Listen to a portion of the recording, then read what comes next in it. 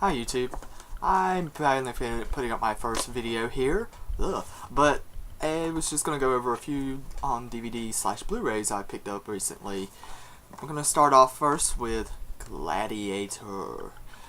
I've been hesitant on picking this up for quite a while because the Sapphire series kind of has a way of putting out really terrible edge-enhanced transfers that look awful, and this was the greatest offender right here. The edge enhancement was so bad that they were literally losing fireballs and arrows, and people's faces would half disappear and stuff like that, and I was really scared for quite a while. I finally picked this up. I decided to pick it up at Walmart. I hate Walmart, but that's another video altogether. But I decided to pick this up, and I was pleasantly surprised that there was no edge enhancement to be seen on this. They went back and refixed all the problems and everything and put out a much superior release of this. The colors, everything is just glorious. The sound is wonderful. It's just a really, really good release. If you can find it, always look for the yellow tag. That is a good sign right there that it has been remastered, and the picture and the sound is great on this. Highly recommended if you love this movie. Next up is Coraline. I have not had a chance to sit down and watch this yet. I've heard the transfer is wonderful. It has two different versions. It has the DVD and the Blu-ray. The DVD is back here behind some paper here. But the Blu-ray comes with two versions, one in 2D and one in a enhanced 3D. It's not real 3D. You can watch it on a regular TV. It doesn't really matter. But it does come with these glasses, and I don't think I'll ever get to use them because I'm not a big fan of 3D.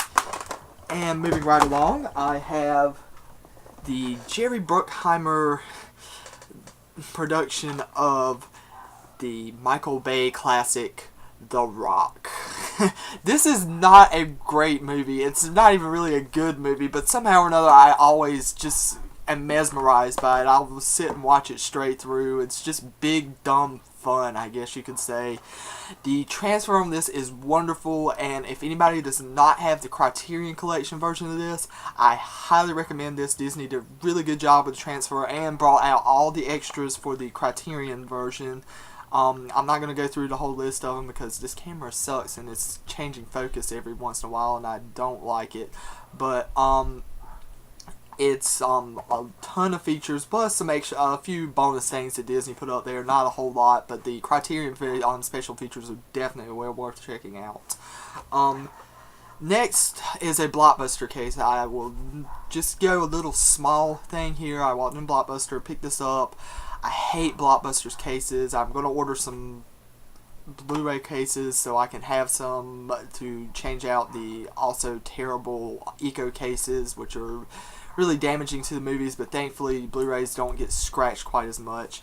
But I have another Ridley Scott film, Body of Lies, with the wonderful Leonardo DiCaprio. Leonardo DiCaprio was somebody that when I was a teenager I hated. I could not stand to even see him in a film, but probably in the last 10 to 11 years he has put out some of the best acting work I've ever seen from any actor.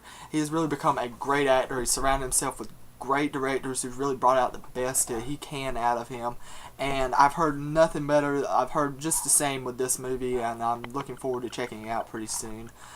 I have too many movies and I don't get to sit down and watch them enough. Next up, we're going to move to DVDs. I've got a couple of DVDs recently. I don't buy as many as I used to. Blu-ray's kind of taken over my obsession. But my next one is Wayne's World! Wayne's World! Party time! Excellent! Woo! Yeah, I got Wayne's World. I always grew up a rocker, obviously, but I got Wayne's World and I love this movie. It's just really ridiculously dumb but fun, and hey, even Siskel and Ebert liked it. What can you say?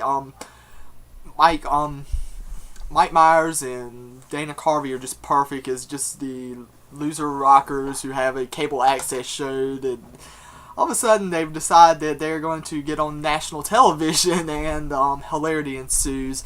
The second one is just as good to me. I have not got the second one, but I enjoyed that just as much. I wonder what your thoughts on it are, folks. Just let me know. And last but not least, the wonderful, wonderful, wonderful Wes Craven classic, Swamp Thing. Yeah, Swamp Thing, featuring Adrienne Barbeau, who is the bombshell, which not really seeing that, but she does have an appeal, I guess. But yeah, this is just a great cheesy movie, and I cannot even begin to tell you my love of bad movies. It's just beyond really belief. I love really, really bad movies if they're badly done in a good way. There's some bad movies that are just bad, but that's just badly done in a good way. But anyways, I just thought I would give an update. This is going to be a semi-regular thing here. I think I'm going to try to get up at least once a week and put up updates of what I've picked up and try to give a little review of what I've watched. But anyways, as you can see, the camera focus decides it's changing in and out, and I hate this, and I'm going to get a better camera, but for now, this has got to make do.